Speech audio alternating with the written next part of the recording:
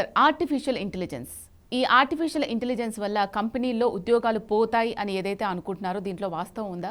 ఇన్వెస్టర్లు కూడా ఐటీ షేర్లు భారీగా అమ్మేస్తున్నారు కదా, దీన్ని ఎలా చూడాలంటారు? ఏఐ వల్ల ఉద్యోగాలు పోతాయా అంటే ఎప్పుడు కూడా టెక్నాలజీ పెరుగుతున్నప్పుడు పోయే ఉద్యోగాలు పోతాయి, వచ్చే ఉద్యోగాలు వస్తాయి.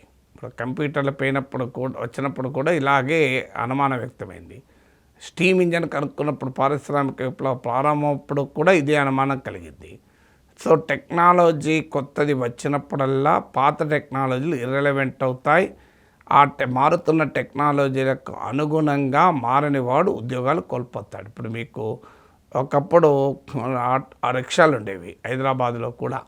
సో రిమిజిమి హైదరాబాద్ రిక్షావాలా జిందాబాద్, 3 చక్రంలో గిరగిర తిరిగితే మోటార్ కారే బలాదూర్ అని సినారెడ్డి తెలుగు సినిమాలో పాటలు రాశాడు ఆ రోజుల్లో. కానీ ఇప్పుడు ఎక్కడన్నా రిక్షాలు కనబడుతున్నాయా? ఆటోలు వచ్చాయి, రిక్షాలు దెబ్బతిన్నాయి.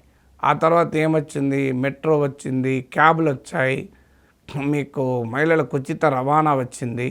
దాంతో ఆటోలే కాదు క్యాబ్లు కూడా ఇప్పుడు దెబ్బతింటున్నాయి. రేపు హెలీ ట్యాక్సీస్ వచ్చాయనుకోండి ఇంకా దెబ్బతింటుంది. అందువల్ల టెక్నాలజీ పెరుగుతున్న కొద్దీ అనివార్యంగా కొన్ని రకాల స్కిల్స్ ఇర్రెలవెంట్ అవుతాయి. సో ఇది ఏకైనా వర్తిస్తుంది, గతంలో కంప్యూటర్స్కైనా వర్తించింది, ఇది ప్రతి దానికి వర్తిస్తుంది. That is the nature of thing. ఇప్పుడు కంప్యూటర్ రాకముందు 10 మంది చేసే పని ఇప్పుడు ఒక్క కంప్యూటర్ చేయడం మొదలుపెట్టింది. ఇప్పుడు రేపు క్వాంటమ్ టెక్నాలజీ వచ్చింది అనుకోండి, ఇప్పుడు మన ట్రెడిషనల్ కంప్యూటర్స్తో పోలిస్తే 1000 రెట్లు ఎక్కువ వేగంగా క్వాంటమ్ కంప్యూటర్లు పనిచేస్తాయి. So that is the nature of the technological development. మీకు ఎప్పుడైనా ఒకప్పుడు ఎడ్ల బండి పైన గ్రామాల నుంచి పట్టణాలకు వచ్చేవారు, అప్పుడు ఎడ్ల బండి కట్టేవారికి డిమాండ్ ఉండేది. ఇప్పుడు ఎవరెవరన్నా ఎడ్ల బండి మీద వస్తున్నారా? సామాన్ కావాలన్నా బండి వేసుకుంటున్నారు, మోటార్ సైకిల్ వేసుకున్నారు, బస్సులు వస్తున్నాయి, ఆటోలలో వస్తున్నారు, తీసుకొచ్చుకుంటున్నారు. మరి ఎడ్ల బండికి ఉపాధి పోలేదంటే పోయింది. సో అందువల్ల టెక్నాలజీ పెరుగుతున్న కొద్దీ ఇది అనివార్యంగా జరిగే పరిణామమే. మీకు ఒకప్పుడు క్రెయిన్స్ లేనప్పుడు అమాలీలకు డిమాండ్ ఎక్కువ ఉండే, క్రెయిన్లు వచ్చాక ఆ బరువులు క్రెయిన్లే ఎత్తుతున్నాయి. ఇప్పుడు అమాలీలు అవసరం లేకుండా పోతున్నారు. సో ఎప్పుడైనా ఇంకా కొన్ని చోట్ల అమాలీలు ఉన్నా పెద్ద పెద్ద బరువులు క్రెయిన్లు ఎత్తేస్తున్నాయి. సో అందువల్ల మిషనరీ టెక్నాలజీ వచ్చినప్పుడు అనివార్యంగా ఈ పరిస్థితి. ఇప్పుడు పొలాల్లో ఒకప్పుడు మీ కూలీలు కోతలు కోసేవారు, కుప్పలేసేవారు, ఇప్పుడు హార్వెస్ట్ మిషన్స్ వచ్చేసాయి. సో అందువల్ల ఎనీ టెక్నాలజీ ఈ పరిణామం తప్పదు. దానికి పరిష్కారం ఏంటి అని ఆలోచించుకోవాలి తప్ప టెక్నాలజీ డెవలప్మెంట్ ఆపగలవా? సాంకేతిక అభివృద్ధిని ఆపగలవా? మనకు మొబైల్ ఫోన్లు రాకముందు పబ్లిక్ కాల్ ఆఫీసెస్ అని ఉండేవి, రోడ్డు పక్కన పబ్లిక్ టెలిఫోన్ బూత్లు ఉండేవి. మరి ఇప్పుడు పబ్లిక్ టెలిఫోన్ బూత్లు ఉన్నాయా? అంటే మరి వాళ్ళందరూ ఉపాధి కోల్పోయారు అని చెప్పి మొబైల్ ఫోన్ ఆపగలమా? మొబైల్ ఫోన్ నిషేధించితే మళ్ళీ ఎప్పట్లాగా పాత రోజులాగా అందరూ పబ్లిక్ టెలిఫోన్ బూత్లకు వచ్చి ఫోన్లు చేసుకుంటారంటే ఒప్పుకుంటారా?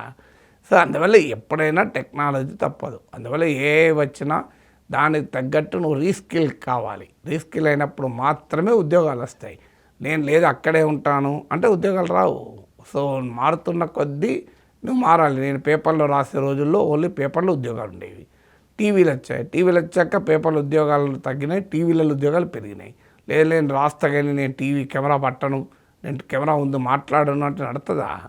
సో ఆ టీవీ కూడా అయిపోయి ఇప్పుడు ఇంటర్నెట్ వచ్చేసింది. సో అట్లా మారుతున్న దాని ప్రకారం మారితే వాళ్ళు రిలవెంట్ ఉంటారు. సర్వైవల్ ఆఫ్ ద ఫిట్టెస్ట్ కదా. అయితే టెక్నాలజీకి ఉండే క్యారెక్టర్ ఏంటంటే టెక్నాలజీ ఉద్యోగాలు తీసేయదు. ఇప్పుడు జెన్సన్ హువాంగ్ అని ఎన్విడియా CEO మంచి అద్భుతమైన మాట అంటాడు, టెక్నాలజీ ఉద్యోగాలు తీయదు. ఎవరు ఉద్యోగాలు తీస్తారంటే ఏఐ వాడేటువంటి మానవులు, ఏఐ వాడని మానవులు ఉద్యోగాలు తీసేస్తారు. అంటే కంప్యూటర్ వచ్చినప్పుడు అదే జరిగింది. కంప్యూటర్ వాడగలిగే ప్రొఫెషనల్, కంప్యూటర్ వాడలేని ప్రొఫెషనల్ ఉద్యోగాన్ని తీసేసాడు. అంతకుముందు ఖాతా పుస్తకాలలో అకౌంట్ రాసేవారు, ఇంకో అతను ఖాతా పుస్తకాల అకౌంట్ రాసేవాడే కంప్యూటర్ నేర్చుకున్నాడు.